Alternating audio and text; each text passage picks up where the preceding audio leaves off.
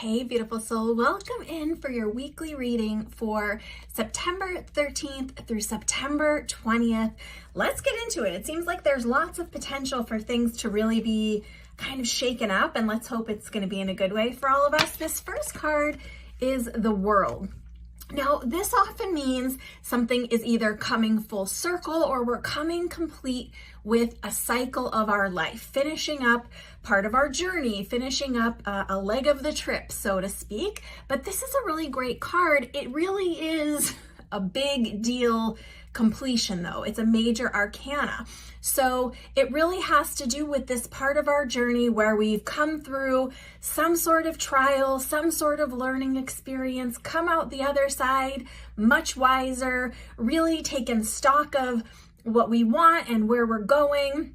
You know, we've had our setbacks, but we've made it through the storm, and now we are ready to come complete with this segment of our journey to then kind of start fresh and anew. So we have a lot of things going on in our collective world, and I'm so interested to see what might come to light this week that really is kind of this full circle coming to completion moment in a grander scale. Now, this can apply to us on a grander scale, either globally or in our own countries, or it can apply to us kind of in the grander scale of our own life. Maybe there's something coming to completion within your own family, within your own work life, your personal life, that kind of a thing. So let's keep going with this spread and we'll see how it rolls out for the week for each of us.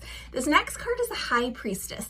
This is remembering your own personal practices, remembering your intuition, knowing that yes, there are secrets of the universe and deep intuition to be had, and you are made from the dust of all of that. So intrinsically within you, you have intuition, you have wisdom, you know right from wrong, for example. So Spirit's just wanting to remind you to try to be in balance, try to be kind of that middle way thinking rather than black or white thinking. If you notice these two pillars, they do represent balance, but also you'll notice she's directly in the middle. So she's considering all options. She's really looking at all information with this laptop she's got, and this moon represents this deep intuition.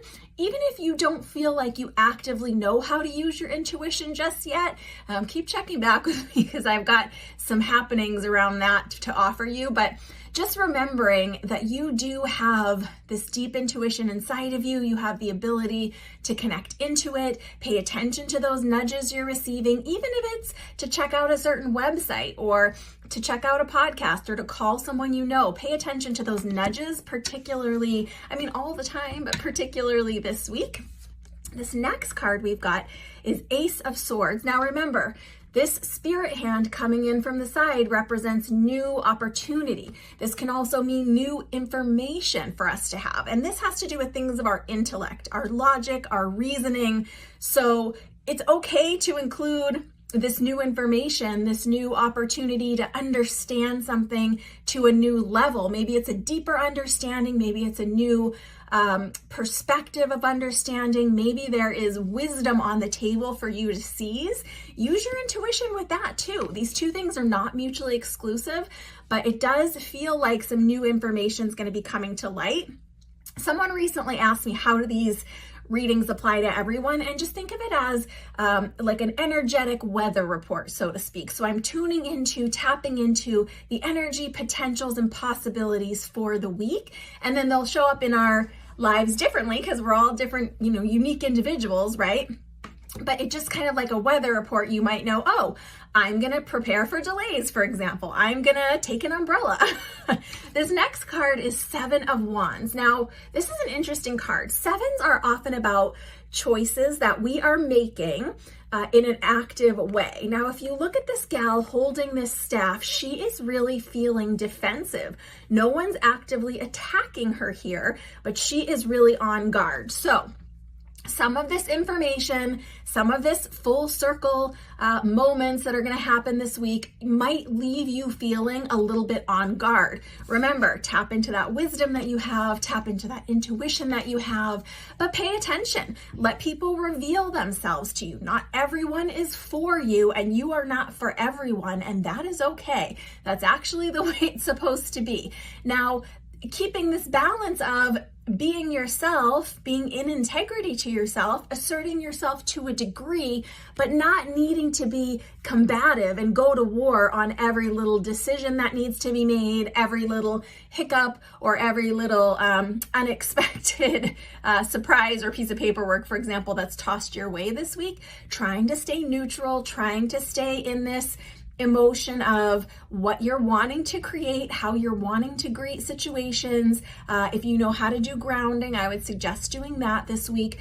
But just be prepared that other people's viewpoints, other people's perspectives, other people's timelines, like you might feel like people are rushing you this week. It might be making you feel a little on guard, a little uncomfortable this week. It's okay. It's only temporary. Just roll with it. It could even be not about you, but it could be someone else in your personal sphere. So work, home, people that you're dealing with on a day-to-day type of basis. It just could feel a little tense, like choices are needing to be made. Some of these choices might feel out of your control or might even actually be out of your control.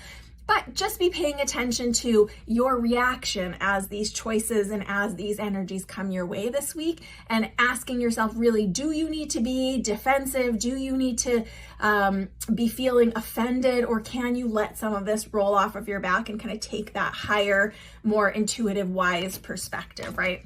This last card's great news. This is King of Pentacles.